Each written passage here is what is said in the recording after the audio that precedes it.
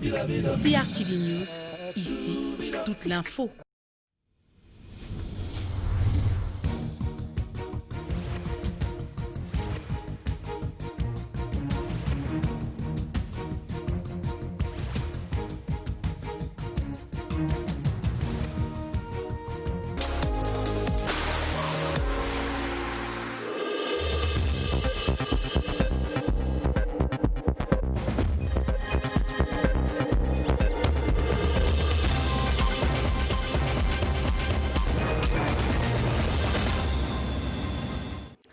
Mesdames, Messieurs, bonsoir. Veuillez nous pardonner ce léger retard au démarrage du journal. Voici les titres. Carton rouge contre la violence et les tueries. Trop, c'est trop. Le cri d'alarme du président de l'Assemblée nationale ce jeudi à l'ouverture de la session budgétaire. Vous entendrez ce même son de cloche au Sénat en tête de ce journal. Carton rouge contre les prises d'otages dans la Damaoua. Le phénomène regresse, la vie reprend grâce aux dispositifs sécuritaires déployés aux frontières. Évaluation sur place, ce sera le dossier des régions ce jeudi. Et puis carton plein pour le Cameroun. Les Lions indomptables l'emportent par 4 buts contre 1 face au Mozambique. Un match aller des éliminatoires CAN 2022 à Douala. Nous referons le match pour le plaisir vers la fin du journal. Voilà pour les titres. Développement après ce message.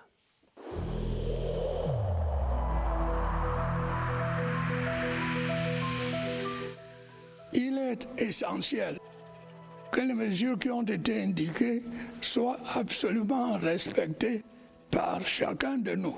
Lavez-vous régulièrement les mains à l'eau et au savon ou à l'aide d'un gel hydroalcoolique.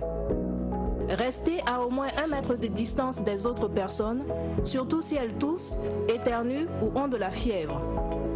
Si vous avez de la fièvre, de la toux ou des difficultés à respirer, consultez un médecin.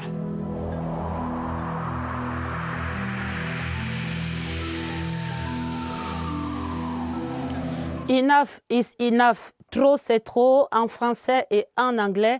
Le ras-le-bol de l'Assemblée nationale contre les tueries exprimé ce jeudi par le président Kavayi Djibril à l'ouverture de la session budgétaire. Un discours qui donne le ton des travaux dans un contexte marqué généralement par diverses crises ici et ailleurs à travers le monde. À l'hémicycle provisoire du Palais des Congrès de Yaoundé, voici le reportage de Clarisse Tang. L'ambiance à l'Assemblée nationale était aux chaleureuses retrouvailles, à des échanges de civilité et autres formalités avant les travaux. Les élus de la 10e législature pouvaient alors prendre place au sein de l'hémicycle où le banc du gouvernement affichait complet sous la conduite du Premier ministre Joseph John Ngouté. Faisant fi des usages, le très honorable Kavayi Djibril a exprimé toute son indignation face aux crimes perpétrés sur des victimes innocentes tombées sous les coups des pseudo-séparatistes pour les condamner fermement et évoquer le décès de 2 députés survenus pendant l'intercession. 1 minute de silence a été observée en leur mémoire. Le très honorable Kavayi Djibril indiquera alors que les délibérations de la Chambre pour le compte de la 3e session ordinaire de l'année s'ouvrent dans un contexte marqué par diverses crises au Cameroun et dans le monde. Crise sanitaire, crise environnementale, crise économique et crise sécuritaire. Et de saisir l'occasion pour exprimer toute sa gratitude ainsi que celle des populations sinistrées dans les régions du littoral et de l'extrême nord du fait des inondations au couple présidentiel. Le chef de chambre salue par ailleurs le plan de riposte mis en place par le gouvernement pour lutter efficacement contre le coronavirus, une pandémie qui continue d'impacter négativement les économies. Face à toutes ces crises, soulignera le très honorable Kavayi Djibril, pour s'en réjouir, le Cameroun ploie sans rompre et apparaît désormais comme un modèle de résilience. Les sénateurs appellent également à faire bloc derrière le président Paul Biya pour barrer la voie aux adeptes de la sécession. Des mots entendus cet après-midi de la bouche du premier vice-président Aboubakary Abdoulaye. Autre indication pour les attentes des sénateurs en cette session que le projet de loi de finances 2021 crée donc des conditions d'une relance économique inclusive. Mathieu Kemgo au Palais des Congrès.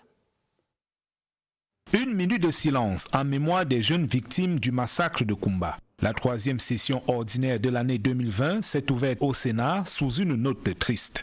Le premier vice-président de l'Auguste Chambre condamne les auteurs de ces crimes et appelle à l'union sacrée. J'invite donc tous nos compatriotes à faire bloc pour faire échec aux manœuvres de tous ceux qui cherchent à nous diviser en tant que nation et peuple, unis et solidaires, et de rechercher en toutes circonstances ce qui contribuera à la paix et à l'unité. Tout aussi meurtri, les sénateurs demandent la fermeté face aux tentatives de division du Cameroun. Il faudrait que ce genre d'atrocité cesse pour que notre pays continue sa marche vers l'avant.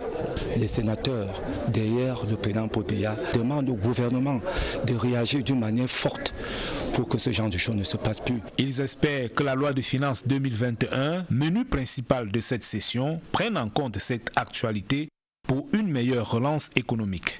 Notre budget aujourd'hui, avec la décentralisation, nous voulons que les nouveaux élus qui sont dans nos régions puissent être une force de proposition. En présence du Premier ministre chef du gouvernement et d'autres personnalités de la République, le premier vice-président du Sénat a félicité le gouvernement pour les mesures prises contre le Covid-19. Il a également salué la tenue prochaine des élections régionales qui permettront à la décentralisation de connaître une avancée décisive.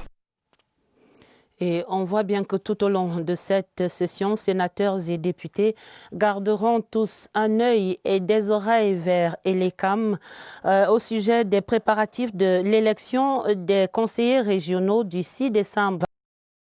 Et à ce sujet, le directeur général des élections a l'honneur d'informer les membres du collège des conseillers municipaux et celui des chefs traditionnels que les cartes électorales sont disponibles et peuvent être retirées auprès des agences départementales d'Elections Cameroun de leur ressort territorial à partir de ce prochain lundi 16 novembre 2020. Le communiqué est signé de Eric Essoussé, le directeur général des élections. La nécrologie dans le 20h30 et regrets éternels pour une matriarche, Madame Régine Ngonda, épouse Bidjan, sœur aînée du chef de l'État, son Excellence Paul Biya, décédé le 30 octobre dernier, a entamé son ultime voyage ce jeudi à travers la cérémonie pontificale de mise en bière à la morgue de l'hôpital général de Yaoundé, une cérémonie présidée par l'archevêque métropolitain, Monseigneur Jean Barga, et c'était en présence du couple présidentiel Paul et Chantal Biya. Des moments de grande douleur que la famille de la défunte a su affronter avec courage et dignité. Yves-Marc Mozo. Le cœur serré, le visage ferme, le président de la République Paul Biya descend de voiture à la morgue de l'hôpital général de Yaoundé pour prendre part à la cérémonie de mise en bière et de levée de corps de sa défunte sœur aînée, la matriarche Régine Ngonda, épouse Bidjan, décédée le 30 octobre dernier. À ses côtés, la première dame Chantal Biya. Accueillie à son arrivée par un collège d'hommes d'église en tête desquels se trouve l'archevêque métropolitain de Yaoundé, Monseigneur Jean Barga, le président Biya commence par se recueillir devant la dépouille de la défunte avant de rejoindre le reste de l'assistance. Malgré la douleur fort compréhensible qui habite la famille présidentielle en ces moments de grande affliction, c'est avec courage et dignité qu'elle affronte ces moments de séparation. Au terme d'une vie pleine de 92 ans, durant laquelle elle a pu gratifier sa famille nucléaire et pas seulement, de sa sollicitude aimante et de son sens élevé du sacrifice, la matriarche Régine Ngonda entreprend son voyage pour l'éternité. Un voyage qui voit s'ouvrir pour elle une nouvelle étape, une nouvelle porte, la porte de la vie, dans l'au-delà. Maman Régine, qui était à nos yeux vivante, omniprésente, continuellement servante et pleine d'amour pour nous, se retire de notre contact, se retire de nos yeux.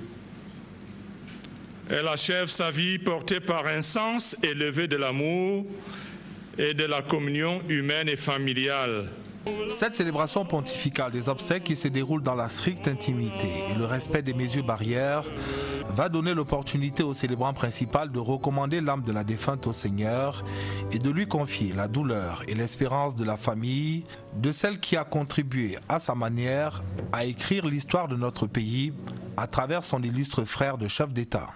Maman Régine a accompagné à son niveau le destin de notre pays à travers celui qui l'incarne, notre président et chef de l'État.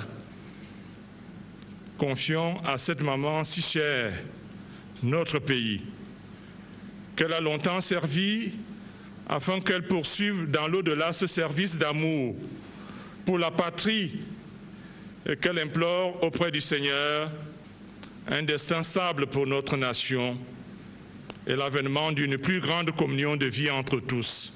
Avec la ferme conviction que les âmes des justes sont dans la main de Dieu, Monseigneur l'archevêque va bénir une ultime fois la dépouille et l'assistance, refermant ainsi l'acte 1 du grand voyage de la matriarche pour l'éternité.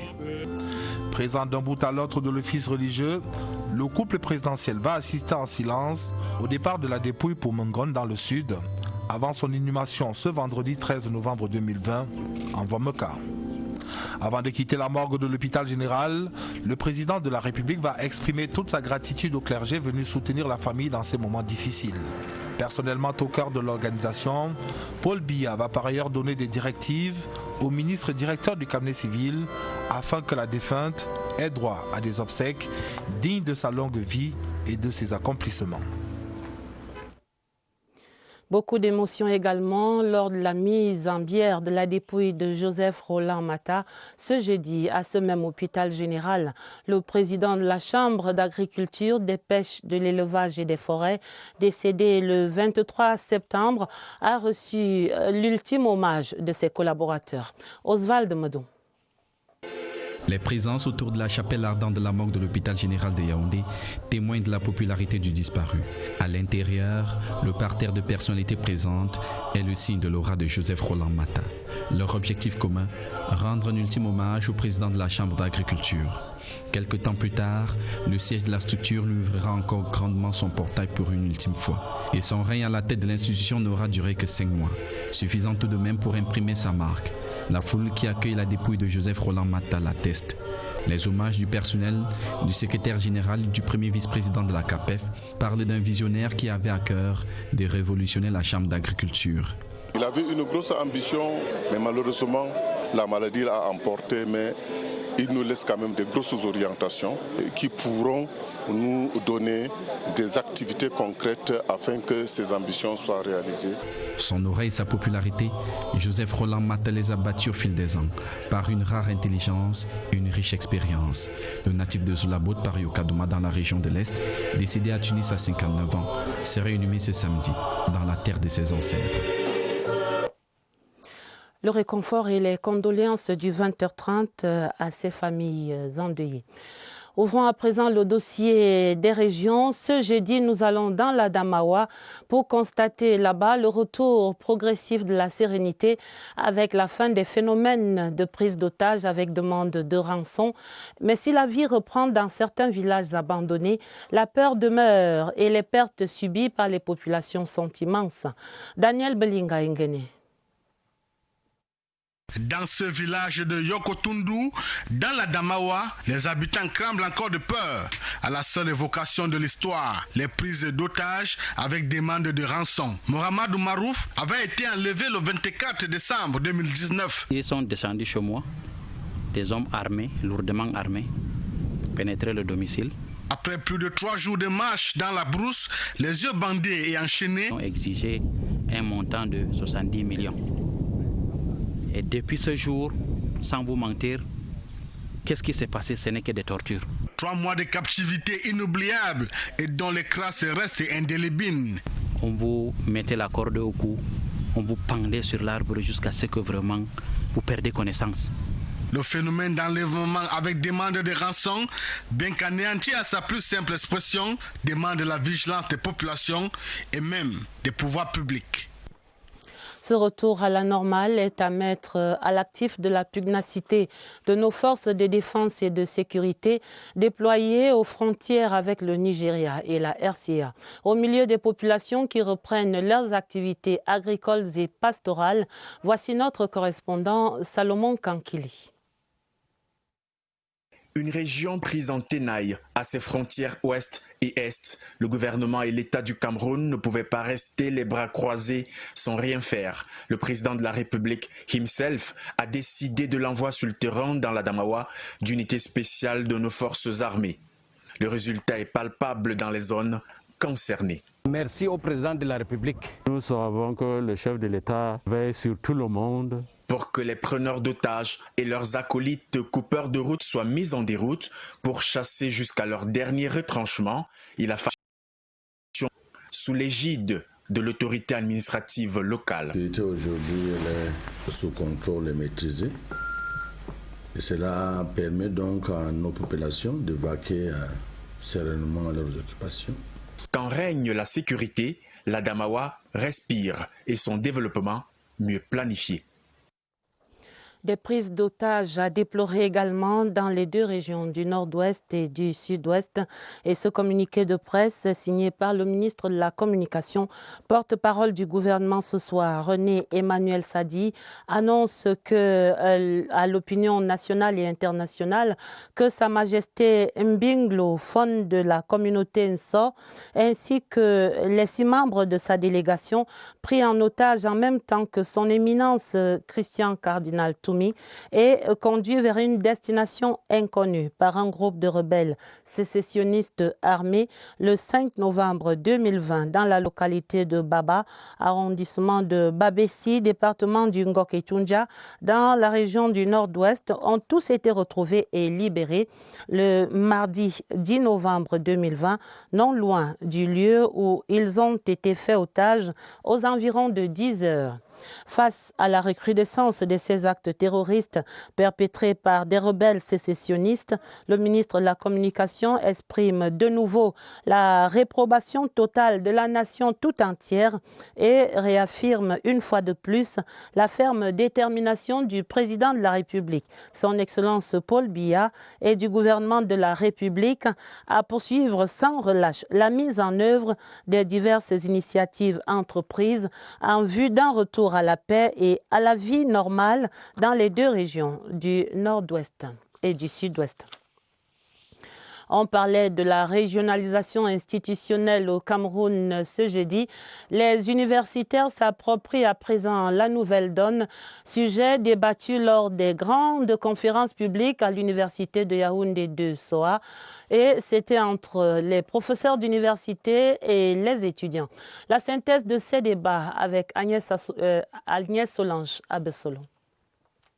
Tous astreints ce jeudi à une nécessité inévitable devenue institutionnelle. Cette politique destinée à accorder une plus grande autonomie aux collectivités territoriales, la décentralisation. Pour rappeler quelques principes consacrés par le Code général des collectivités territoriales, le ministre en charge de ce secteur monte au créneau. Sur les rapports entre la région et la commune, ce livre institue la participation de plein droit et avec voix consultative des conseillers régionaux aux travaux du conseil municipal de leur commune de rattachement. En outre, il faut comprendre la gestion des services publics locaux et en établir une relation fonctionnelle et de coopération vis-à-vis des populations.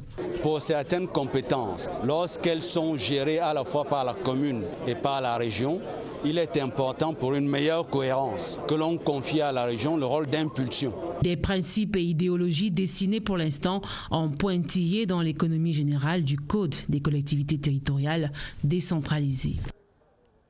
Dans le panier de la ménagère, les œufs valent de l'or depuis 3 semaines maintenant. L'alvéole est passé de 1700 maximum à parfois 2700 francs CFA. La production des œufs subit encore les affres de la grippe aviaire de 2016 et les restrictions du Covid-19 en cours. Heureusement, on pressent déjà une décote sur les marchés cette semaine. Voyons cela avec Barbara Padjama, en ménagère un peu dépitée. Au lieu d'une omelette, c'est le prix qui gonfle dans les assiettes. Il faut compter 200 francs CFA pour un plat comme ceci, le double du coût normal. L'éclatement des yeux sur le marché éclabousse en premier les petits revendeurs et les semi-grossistes. C'est plus cher. Les fermiers nous disent qu'on a dû balayer les anciens ponts. Ils revendent entre 2200 francs et 2500 francs un damier d'œufs, sans réellement savoir pourquoi. Mais les producteurs, eux, le savent. La grippe aviaire de 2016 a permis à ce que les éleveurs liquident tout ce qu'ils avaient comme poulet. Et puis, il n'y a rien qui a été fait pour compenser ce vide. La Covid, où toutes les frontières étaient fermées. Et là, je tiens à rappeler que les intrants et les œufs qui font des poulets sont importés. Du coup, rien n'entrait. Ces deux attaquants entrés dans le poulailler ont laissé beaucoup de plumes. La reconversion des fermiers a réduit l'offre et augmenté la demande. Dès cette semaine, la clientèle peut envisager casser les œufs au menu. Le prix va sans cesse décroissant. Les prix de lundi qui étaient à 1900 sont passés mercredi à 1800 et jeudi à 1700. On peut déjà penser que d'ici 1-2 semaines, le prix de l'œuf retrouve sa stabilité. Le retour de la bonne balance va reconstituer la chaîne des jongleurs d'œufs qui désertaient déjà les lieux. Partenariat dans la formation diplomatique, l'IRIC, l'Institut des relations internationales du Cameroun et le ministère congolais des Affaires étrangères viennent de signer une convention pour la formation et le recyclage du personnel diplomatique. Voici l'intérêt de l'accord scellé à Brazzaville dans ce reportage de Séverin Alégambélé. L'expertise de l'Institut des relations internationales du Cameroun. Naturellement, son expérience et ses compétences s'affinent avec le temps. L'IRIC vient de signer avec le ministère des Affaires étrangères, la coopération et les Congolais de l'étranger, une convention de partenariat dans le domaine de la formation, du recyclage et du perfectionnement des personnels diplomatiques de la République du Congo. Nous retenons que les agents congolais sont exemptés de l'épreuve de concours d'entrée à l'IRIC, qu'ils bénéficient du privilège de la résidence sur le campus de l'IRIC et de toutes les commodités. L'IRIC, qui est un institut diplomatique à vocation académique, se trouve ainsi au cœur de la formation diplomatique, au métier de l'international. La vision qui est la nôtre ici, au niveau du département, c'est qu'en même temps que nous nouons des partenariats avec les instituts, nous faisons en sorte que une collaboration, peut-être des partenariats aussi se nouent. Au final, c'est une passerelle qui s'est mise en place pour une coopération fructueuse entre le Cameroun et le Congo à l'heure de la promotion du multilatéralisme. Et dans ce champ des formations, parlons à présent de cette appropriation tous azimuts du numérique. Des centaines de jeunes recevaient récemment des attestations de fin d'initiation au TIC. C'est dans le cadre de l'opération MIGEF 2035. Une cérémonie en 2 étapes. D'abord Maroua dans l'extrême nord et puis Mfou dans le centre. À la manette, on retrouve le représentant résident de l'IAI, Armand-Claude Abanda. La synthèse de Michel Renaud au Hanja. Grâce à l'IAI, les jeunes de Maroua ont pu recevoir une solide formation dans les TIC. La cérémonie de remise de parchemins aux différents lauréats du chef-lieu de l'extrême nord a permis à Armand-Claude Abanda, représentant résident de l'IAI, de saluer la volonté des apprenants, des élites ainsi que les pouvoirs publics qui ont joué un rôle important pour cette formation. Pour atteindre la meilleure altitude, il ne faut pas seulement avoir de bonnes aptitudes, il faut aussi avoir de bonnes attitudes, pourvu que cela soit une habitude et que cela se fasse en toute quiétude. Du côté d'Mfou, dans la région du centre, 50 apprenants formés également ont reçu des attestations dans le cadre du projet MIGEF 2035. Comme dans nombreuses régions, le représentant résident de l'IAI a reçu l'onction des dignités traditionnelles. Nous avons ici une entreprise de mécanique auto qui forme ses apprenants, son personnel, à l'utilisation d'outils informatiques. Le périple va se poursuivre à l'ouest et dans la région de l'Est où près de 5000 lauréats recevront également leurs attestations. En santé, l'ONG Pediatric Adolescent Treatment Africa, qui s'occupe de la prise en charge des atteint par le VIH-Sida, tient une réflexion à Yaoundé depuis hier mercredi. Il s'agit d'envisager des stratégies plus efficaces pour l'éradication du sida chez ces enfants. Salomé Nsama Oona, stagiaire. Les chiffres de l'ONU-SIDA établissent que 40 000 enfants de moins de 15 ans et 31 000 adolescents âgés entre 15 et 19 ans sont infectés par le VIH-Sida au Cameroun. Actif pour l'éradication de la maladie dans ces tranches d'âge, l'association humanitaire pédiatrique Adolescent Treatment Africa, service de santé de la Convention baptiste du Cameroun, a vu ses activités paralysées à cause de la pandémie à coronavirus. Le peu de ressources que nous avions était quelque peu dévié. Pour la lutte contre le Covid, nous apportons l'appui technique en termes de diagnostic du VIH, en termes de prescription des traitements. Un travail réalisé avec le soutien du ministère de la Santé publique. Les questions pour nous d'adapter de nouvelles méthodes de dispensation des médicaments des ARV afin de maintenir tous ces jeunes-là sous traitement. La rencontre de Yaoundé se déroule également par visioconférence. Elle regroupe plus de 150 participants de divers pays dans le monde.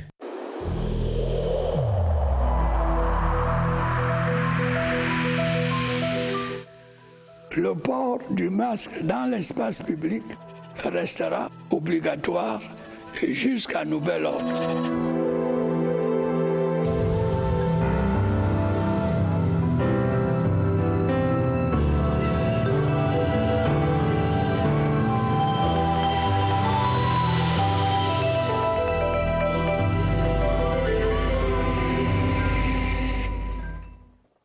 Notre point quotidien sur l'état de la pandémie au Cameroun avec un rappel vital ce soir, les normes pour un bon lavage des mains. C'est avec des spécialistes qui sont déjà en compagnie de Évariste Yenga, notre reporter. Tous nous attendent au centre des opérations des urgences de santé publique. Comment convient-il donc de se laver les mains? Réponse avec vous, messieurs. Bonsoir. Bonsoir. Le 12 novembre est journée mondiale du lavage des mains. Faut-il rappeler le rôle important du lavage des mains dans le dispositif de prévention du coronavirus Covid-19? Nous recevons ce soir pour en parler Kamsouloum Elhadji Hachimi. Il est sous-directeur hygiène et assainissement au ministère de la Santé publique. Bonsoir. Bonsoir, M. Evariste. Merci d'avoir accepté notre invitation. Dites, quels sont les risques liés au lavage des mains ou non, globalement concernant la santé? Merci. Les risques sur le lavage des mains visent à mettre une barrière sur la transmission des germes et des maladies diarrhéiques hydriques. Le plus connu, c'est le choléra et la diarrhée. Voilà. Et puis il y a des mesures gouvernementales concernant le lavage des mains pour la prévention des maladies, le coronavirus Covid-19 avec. Le lavage des mains, c'est un geste simple mais qui sauve beaucoup de vies. Tout le monde utilise la main, mais la main doit être utilisée dans les conditions strictes sanitaires. C'est-à-dire, l'eau qu'on doit prendre pour laver les mains, il faut que ce soit l'eau potable. Et le savon, c'est vrai, on peut utiliser n'importe quel savon, mais c'est le savon généralement antiseptique. L'OMS recommande pour un bouchon d'eau de Javel, il faut le mettre dans 20 litres d'eau. Beaucoup de nos compatriotes, ils ne savent pas que laver les mains, il faut les sécher. Parce qu'une main qui n'est pas séchée est une source de propagation des germes de ces maladies. Donc, les actions gouvernementales, avant même l'arrivée du coronavirus, il y en avait un programme de coopération entre le Cameroun et l'UNICEF qui consistait à sensibiliser et puis à promouvoir les changements de comportement sur le lavage des mains à l'eau et au savon. Et ça a vraiment quand même réduit la propagation des maladies hydriques dans notre pays. Merci Kamsouloum Elhadji Hachimi. On va s'arrêter là. Merci d'avoir répondu à nos questions. Les mesures gouvernementales qui ont donc été renforcées avec l'arrivée du coronavirus Covid-19, mettant ainsi un accent sur le lavage des mains et en renfort l'utilisation des gels hydroalcooliques qui permettent de neutraliser le virus. Merci, messieurs. Merci, Évariste. Vous restez avec nous pour parler sport et revivre cette belle rentrée des Lions indomptables. C'était ce jeudi à Douala face au Mozambique. Le Mozambique battu par 4-1 au stade de la réunification. 4 buts camerounais dont un doublé de Vincent Aboubakar. Le Cameroun qui passe ainsi à la tête de ce groupe F pour les éliminatoires de la CAN 2022. Évariste Eyenga nous fait revivre le match. Pas de jubilation après le premier but de Vincent Aboubakar, mais plutôt un symbole de tristesse des Lions en hommage aux élèves assassinés à Kumba. La suite est un festival de buts des Lions indomptables. Vincent Aboubakar signe un doublé à la 47e minute sur une frappe des 25 mètres. Le capitaine du jour manque de peu d'inscrire un 3e but, mais Vincent est hors jeu sur l'occasion. Franck Zambo Anguissa prend le relais des buts quand il inscrit le sien d'une tête sous la barre transversale. Pour la tête de Zambo Anguissa. Toute l'équipe, portée vers l'avant, se fait surprendre pour la réduction du score du Mozambique. Clinton J, entré en cours de jeu, conclut la partie de chasse des Lions indomptables. L'attaquant enveloppe pied droit et trompe Trezeguet, le gardien mozambicain. 4-1, score final, une victoire qui classe le Cameroun en tête du groupe F. Match retour de cette 3e journée de qualification le 16 novembre prochain à Maputo contre le même adversaire. Les Lions indomptables tiennent le bon bout. Et cerise sur le gâteau de ce beau match, on a pu apprécier l'envergure et l'élégance du stade de Bépanda, de belles infrastructures sportives qui vont s'enrichir ce week-end d'une autre belle réalisation. Il s'agit du complexe sportif de la DGI, la Direction Générale des Impôts. C'est à découvrir immédiatement avec le guide Évariste Eyenga, une fois de plus. Le complexe multifonctionnel Club Moody est un ensemble d'installations sportives et de loisirs d'un standing de référence. Le sport y est présent avec pas moins de 6 disciplines. Le football a hérité d'un stade principal en gazon naturel incorporé d'une tribune couverte de 1000 places assises. Le système d'éclairage est propice à la tenue nocturne des rencontres. Le stade annexe avec gradin en plein air est réservé aux entraînements. L'athlétisme peut se pratiquer sur une piste à 6 couloirs. C'est le tennis qui dispose du plus grand nombre d'espaces de pratique. Un grand court central avec gradin et 4 autres cours de compétition au voisinage du seul court dédié au volleyball. Un terrain, c'est aussi le seul espace de pratique du basketball. Autre discipline, la natation. Elle se pratique dans une piscine semi-olympique de 4 mètres de profondeur. Une mission d'inspection de la CAF y a effectué récemment une descente. Et je dois dire que l'impression de ces missionnaires de la CAF nous a satisfaits parce qu'ils sont repartis de là impressionnés. Pour le séjour des sportifs, un hôtel de standing 3 étoiles offre l'accueil avec 56 chambres, 4 suites, un restaurant et des salles de réunion.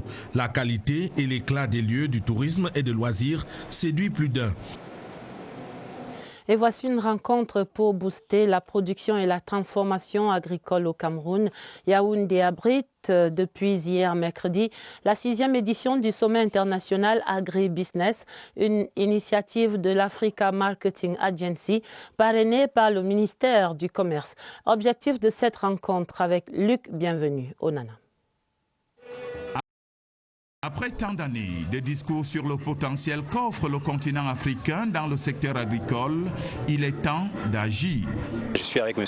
Larry Schaeffer, l'investisseur américain qui est dans le domaine de l'aquaculture. Il a donc choisi de venir, n'est-ce pas, mettre un premier projet pilote qui sera une usine de, n'est-ce pas, de production de ces poissons, fruits et légumes là, entre 3, 5 jusqu'à 10 hectares. L'action, c'est d'elle qu'il est donc question au cours de cette 6e édition du Sommet international Agri-Business qu'accueille le Cameroun. Un pays qui souscrit à la vision d'Africa Marketing Agency.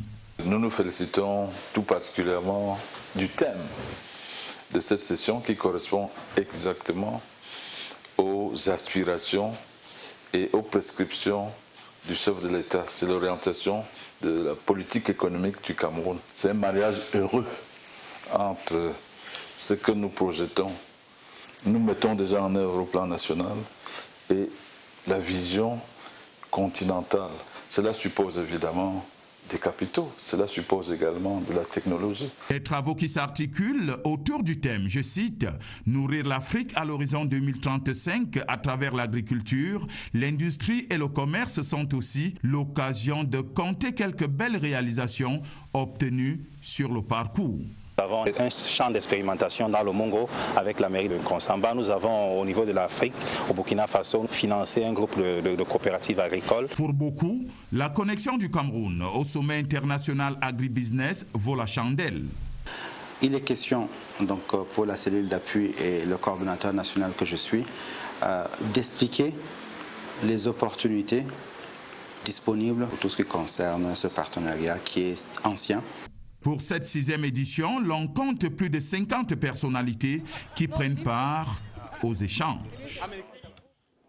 Des informations qui mettent un terme à ce 20h30 sur l'agribusiness. Le journal, lui, était préparé avec la collaboration de Evelyne, Elvire, Angéline et Balé et de Augusta Ngononga. Vous aurez un autre journal à minuit et vous serez pour celui-là en compagnie de Dieudonné Zra et de Gilbert Ongeni. Retrouvez une table ronde sur la CEMAC immédiatement après le 20h30. Et pour les éditions du week-end, pour ce journal, vous serez en compagnie de Nicole Doudou à partir de demain. Je vous souhaite d'avance un excellent début de week-end et à lundi 20h30.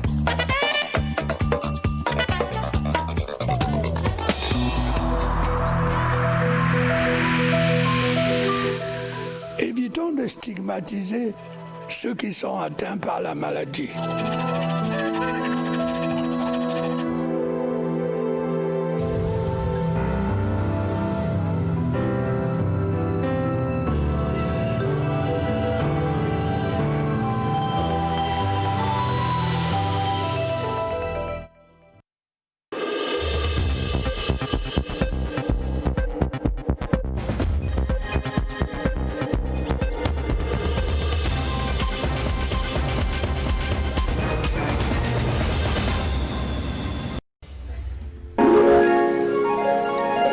CRTV News, ici, toute l'info.